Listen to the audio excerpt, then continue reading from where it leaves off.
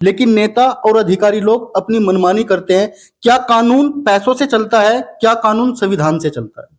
हमारे यहाँ तो कानून पैसे से चल रहा है, फिलहाल संविधान से कुछ नहीं चल रहा। और मैं तो ये सब कुछ है यही कहूँ, मैं इस पे जो है पोस्ट भी करो जाऊं कि भाई हर आदमी अपने बच्चे को ना पढ़ावा ना कतई भी, राजनीति में तैरता बस पैसा ही पैसा। छोटा सा मैं रखना चाहूंगा नीरज भाई के अभी अभी बच्चों के पेपर जो है शुरू हो गए और कस्बा ऊन में 6 बजे बिजली भाग जा सुबह और फिर 9 बजे आ जा।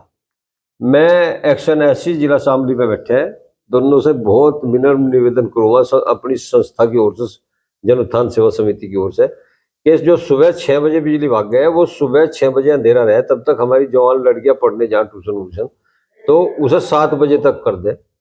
और जो हमें आप 9 बजे बिजली दे रहे हैं उसकी बजाय हमें 10 बजे देते हैं, वो 1 घंटे का कट और आगे बढ़ा ले। तो मेरा निवेदन बिजली विभाग से है कि इसमें तुरंत आप सहयोग करें।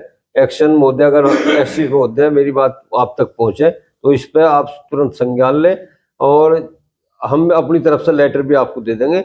लेकिन मेरा निवेदन ये है, आज ये वीडियो पढ़ जाएगी तो कल ही आप इस पर संज्ञान लें। धन्यवाद। नमस्कार।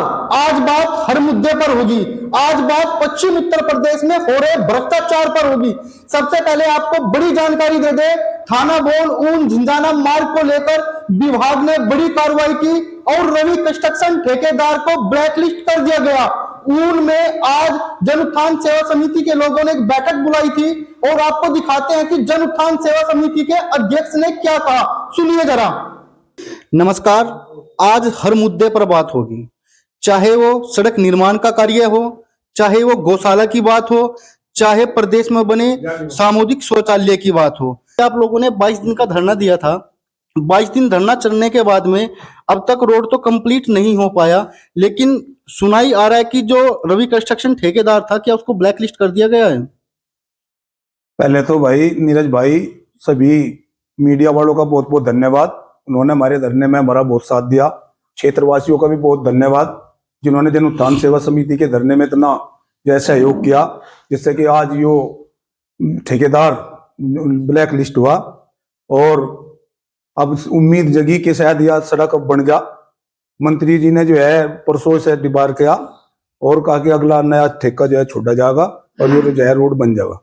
एक तो समिति की जीत है, एक जो है जो समिति जो भी काम लेकर चल रही सब एकता के साथ में पूरा एक संघ बना हुआ है। जो इसमें इतनी एकता है, इतने इसमें आदमी हैं कि जो चाहे हम वो अब जो है जो भ्रष्टाचार है उसके खिलाफ पूरी जंग छेड़ी जाएगी, चाहे कहीं भी भ्रष्टाचार हो, किसी भी संस्था का हो। अध्यक्ष जी, लगभग 4 साल हो चुके हैं। 2021 में बताया जाता है कि इस सड़क का जो है टेंडर छुड़ाया गया था, लेकिन 4 साल बीतने के बाद भी अभी तक यह जो मार्ग है कंप्लीट नहीं हो पाया।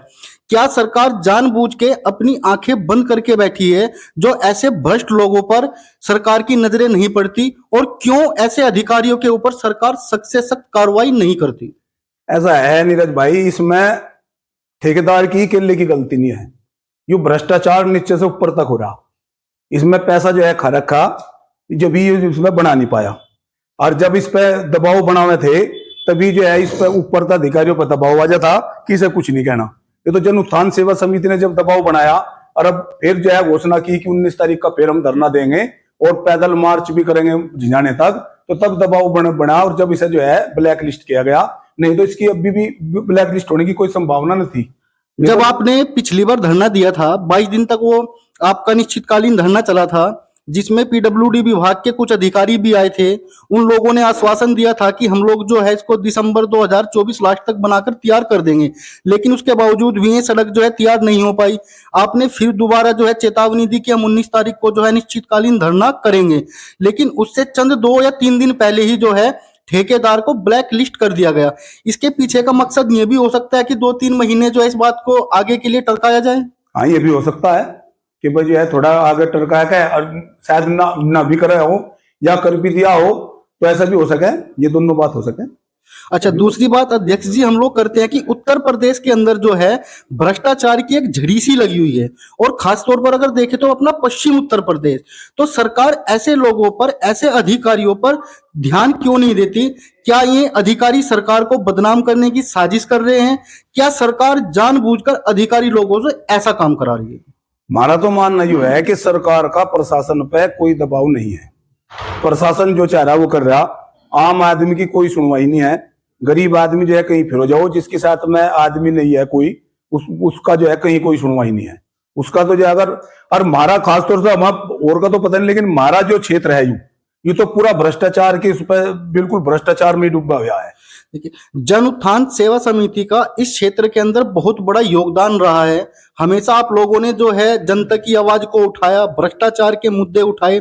अब जैसा कि बात चल रही है ठेकेदार को ब्लैक लिस्ट करने की, अगर ठेकेदार को ब्लैक लिस्ट तो कर दिया गया, लेकिन अगर यह रोड 1-1.5 महीने में बनकर कंप्लीट नहीं होता तो जन उत्थान सेवा समिति की आगे की क्या तैयारी होगी? उन्होंने हमें कहा कि मई तक ये जो है बन जाएगा, नया ठेका छूट गया। हम मई तक जो है इसका इंतजार करेंगे, भाई नया ठेका छुटा नहीं छुटा। और इसके बाद अगर मई तक ये नहीं बनता, उसके बाद फिर आगे देखेंगे क्या कार्रवाई होगी।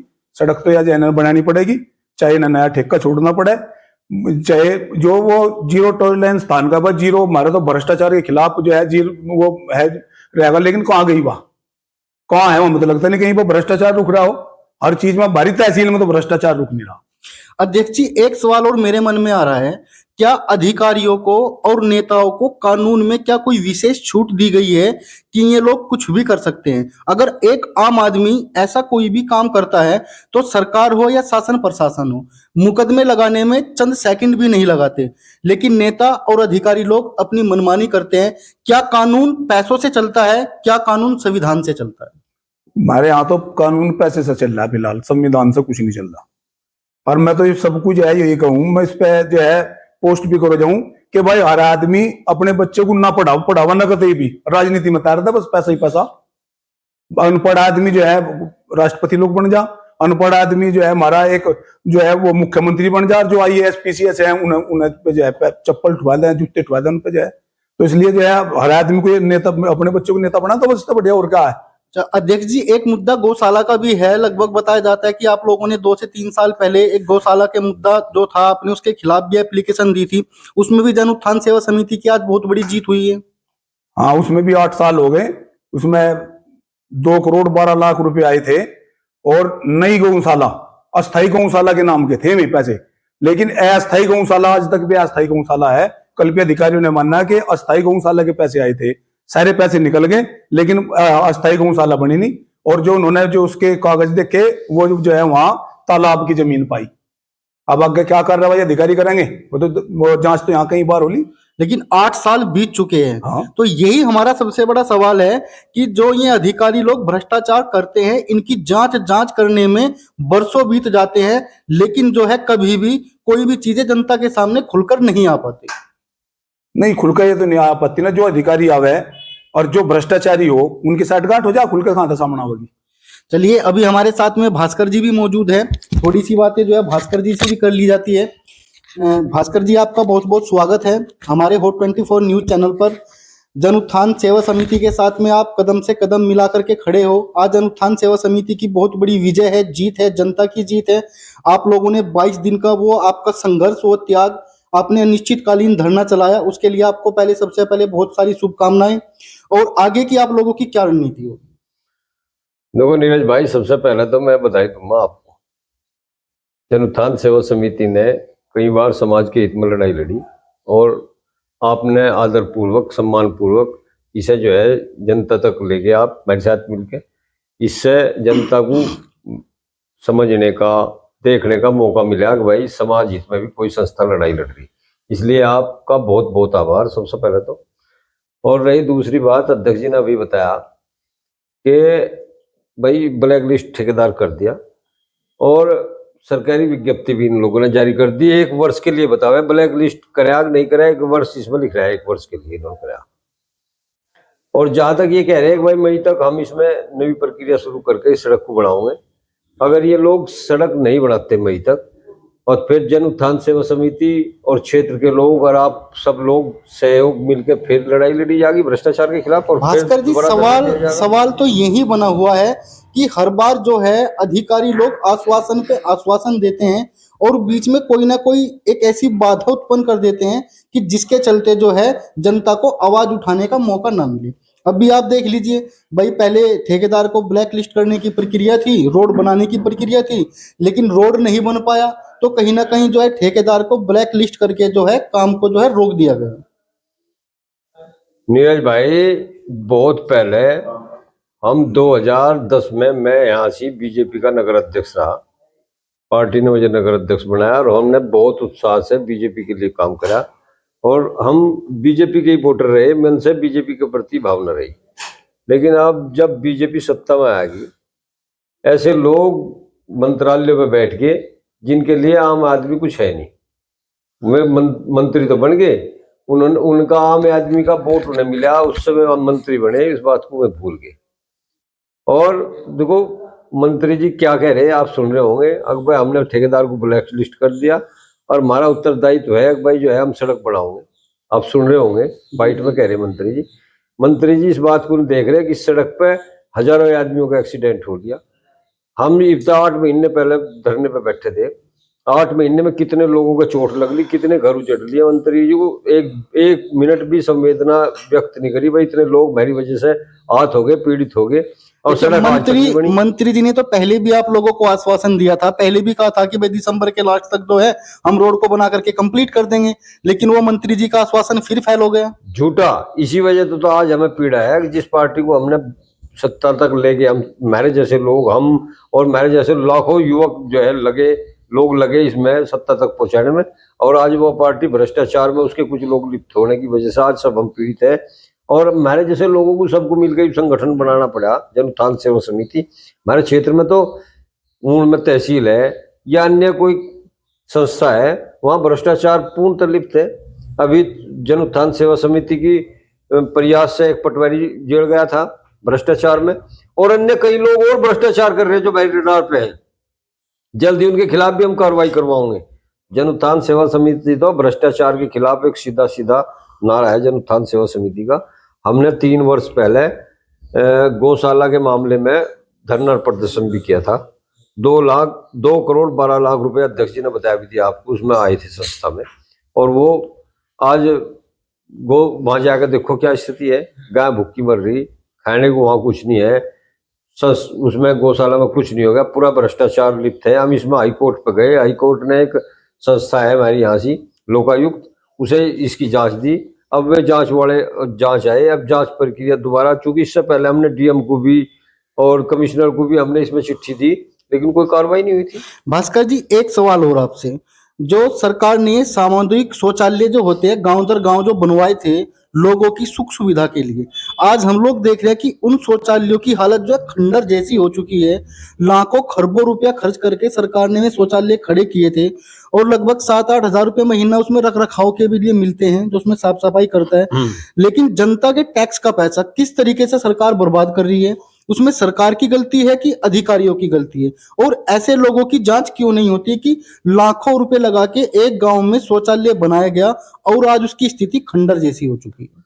भाई साहब, ये सरकार पूरी की पूरी अधिकारियों पर टिकी हुई है, और अधिकारी जो आम आदमी को भी पीड़ित कर रहा है। और सरकार कुछ ही भेज दो, उससे सारा पैसा अधिकारी खा रहा है, सरकार खा रही।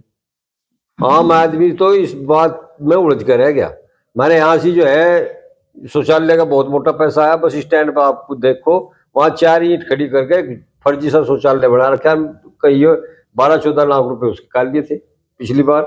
तो कहीं शौचालय नाम का, ऊन में तो शौचालय नाम की कोई चीज ही नहीं है, फर्जी सब, और पैसा निकल रहा है। अगर आप जांच कराओगे तो पता लग जाएगा आपको, यहाँ शौचालय है ही नहीं उनमें, और शौचालय का यहाँ कई लाखों रुपया जो है लग रहा। चलिए देखिए, जन उत्थान सेवा समिति और है। एक विषय और छोटा सा मैं रखना चाहूंगा नीरज भाई, के अभी बच्चों के पेपर जो है शुरू हो गए, और कस्बा ऊन में 6 बजे बिजली भाग जा सुबह और फिर 9 बजे आ जा। मैं एक्शन एससी जिला शामली में बैठे हैं, दोनों से बहुत विनम्र निवेदन करूंगा अपनी संस्था की ओर से, जन उत्थान सेवा समिति की ओर से, कि जो सुबह 6 बजे बिजली भाग गया है, वो सुबह 6 बजे अंधेरा रहे, तब तक हमारी जवान लड़कियां पढ़ने जाए ट्यूशन वूशन, तो उसे 7 बजे तक कर दे। और ये जो हमें आप 9 बजे बिजली दे रहे हैं, उसकी बजाय हमें 10 बजे देते हैं, वो 1 घंटे का कट और आगे बढ़ा ले। तो मेरा निवेदन बिजली विभाग से है कि इसमें तुरंत आप सहयोग करें, एक्शन महोदय, अगर ऐसी महोदय मेरी बात आप तक पहुंचे तो इस पर आप तुरंत संज्ञान लें, और हम अपनी तरफ से लेटर भी आपको दे देंगे। लेकिन मेरा निवेदन ये है, आज ये वीडियो पढ़ जाएगी तो कल ही आप इस पर संज्ञान लें। धन्यवाद। इसी के साथ उत्थान सेवा समिति का ऊन क्षेत्र के लिए हमेशा बहुत बड़ा योगदान रहा है। जनता की आवाज को हमेशा इन लोगों ने उठाया है। भ्रष्टाचार के खिलाफ हमेशा ये लोग खड़े रहते हैं, कभी अपनी जान की परवाह नहीं करते, कभी शासन प्रशासन से लगने वाले मुकदमे। क्योंकि सबसे बड़ी बात होती है, जब हम कोई भी समिति या कोई भी संस्था हम लोग चलाते हैं, तो संस्था और समिति को डराने के लिए शासन प्रशासन हमेशा मुकदमे लगाने की भी धमकी देता है। लेकिन इन लोगों ने कभी उस चीज की परवाह नहीं की और जनता की आवाज को हमेशा उठाया, भ्रष्टाचार के खिलाफ लड़ते रहे। थाना बोन झिंझाना ऊन मार्ग को लेकर सबसे बड़ी अपडेट अब तक की ये है कि जो रवि कंस्ट्रक्शन ठेकेदार था उसको ब्लैक लिस्ट कर दिया गया है और मई तक जो है ये सड़क बनके कंप्लीट हो जाएगी। आगे की सभी लाइव अपडेट आपको देते रहेंगे। देखते रहिए आपका अपना यूट्यूब चैनल हॉट 24 न्यूज। जय हिंद, जय भारत।